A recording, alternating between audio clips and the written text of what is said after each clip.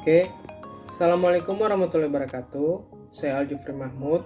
Saya ingin memaparkan materi yang pernah Ibu berikan ke kami, yaitu tentang biokimia.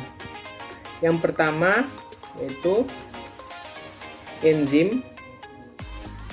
Enzim adalah biomolekul berupa protein berbentuk bulat atau globular yang terdiri atas satu rantai polipeptida atau lebih dari satu rantai polipeptida. Enzim berfungsi sebagai katalis atau senyawa yang dapat mempercepat proses reaksi tanpa habis bereaksi. Dengan adanya enzim, molekul awal yang disebut dengan substrat akan dipercepat perubahannya menjadi molekul lain yang disebut produk.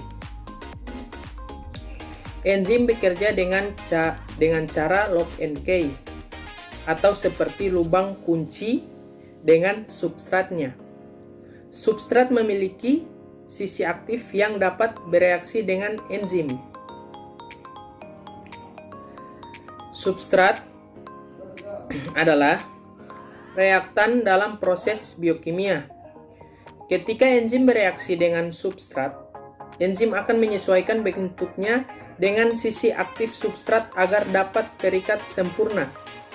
Setelah enzim terikat secara sempurna, terbentuklah kompleks enzim substrat yang akan menurunkan energi aktivasi reaksi biokimia. Kompleks substrat enzim mendorong terjadinya proses biokimia dengan lebih mudah dan lebih cepat. Aktivitas enzim dapat terhambat karena adanya molekul inhibitor. Ada dua bentuk inhibitor enzim, yaitu inhibitor kompetitif dan inhibitor non-kompetitif. Yang lebih jelasnya bisa dilihat di atas. Inhibitor kompetitif bersaing dengan substrat untuk menempati sisi aktif enzim, sehingga enzim tidak dapat menghasilkan kompleks substrat enzim. Dan yang kedua, inhibitor non-kompetitif menempel pada sel aktif enzim, menyebabkan substrat tidak dapat menempel. Dan kemudian kita masuk ke materi DNA dan RNA. DNA merupakan molekul atau makromolekul berupa benang sangat panjang yang berbentuk dari sejumlah besar yang masing-masing tersusun dari satu basa, satu gula, dan satu fosfat. Apabila diibaratkan suatu tubuh, maka DNA sebagai otak yang dapat mengatur segala proses di dalam tubuh. Di samping itu, DNA yang mempunyai peran penting dalam pewarisan sifat. RNA seperti halnya DNA merupakan polimer panjang tidak bercabang yang terdiri dari nukleotida dan danukleotida yang tersambung dengan DNA yang tersambung dengan ikatan 3-5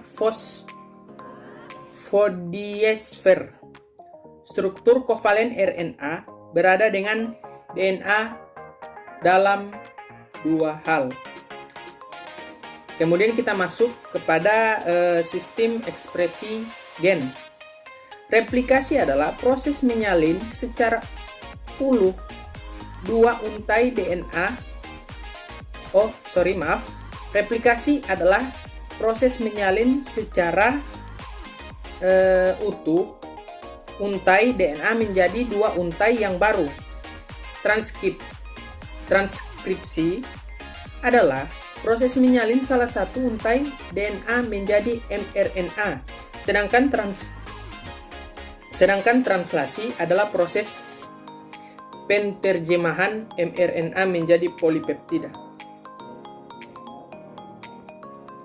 Dan kemudian kita masuk ke mutasi gen atau mutasi gen, bisa dipanggil mutasi gen. Mutasi gen pada dasarnya merupakan mutasi titik atau point mutation. Pada mutasi ini terjadi perubahan kimiawi pada satu atau beberapa pasangan basa dalam satu gen tunggal yang menyebabkan perubahan sifat individu tanpa perubahan jumlah dan susunan kromosomnya.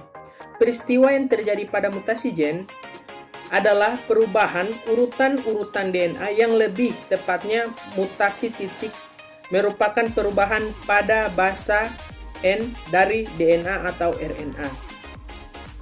Dan kita masuk ke materi kelima, yaitu pengantar metabolisme. Metabolisme atau dari bahasa Yunani itu perubahan suatu proses kimiawi yang terjadi dalam tubuh semua makhluk hidup.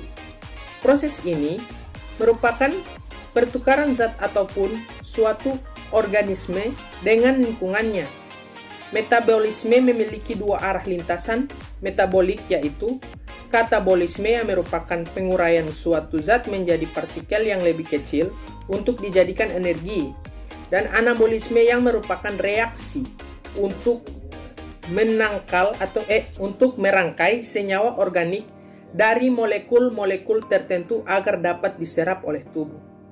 Dan materi yang terakhir yaitu materi keenam, yaitu kelalaian atau gangguan metabolisme. Segolongan penyakit gangguan metabolisme dan umumnya bersifat sistemik. Contohnya yaitu gangguan metabolisme karbohidrat adalah diabetes mellitus. Dan dasar penyakit adalah defisiensi insulin. Gejala kimia penyakit hiperkemia, glikosuria dapat diikuti gangguan sekunder metabolisme protein dan lemak, dapat berakhir dengan kematian. Etiologinya sebab belum diketahui berhubungan dengan kelainan hormon, yaitu insulin, growth hormone, atau hormon steroid. Keadaan diabetes timbul akibat ketidakseimbangan dalam interaksi pankreas, hipofisis, dan adrenal. Oke, terima kasih.